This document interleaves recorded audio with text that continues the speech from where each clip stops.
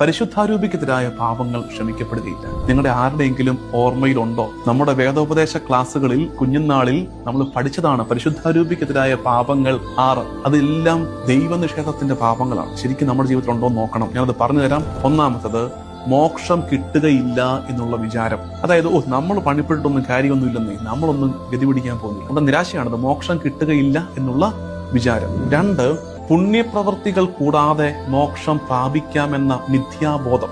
ഇതിനധികം പണിപ്പെടുവൊന്നും വേണ്ട, നമ്മളൊക്കെ രക്ഷപ്പെട്ടോളും കയറിപ്പൊക്കോളൂ എന്ന്. കർത്താവ് നമ്മളെ ഒന്നും കളയത്തൊന്നും ഇല്ലെന്ന് എടുത്തുകൊണ്ട് പൊക്കോളും എന്ന് വിചാരിച്ചിട്ട് ഒരു നന്മയും ചെയ്യാതെ അതിനെക്കുറിച്ച് ഒട്ടും കേടല്ലാതെ ഇങ്ങനെ ജീവിച്ചു പോകുന്ന ശൈലി ഉണ്ടല്ലോ.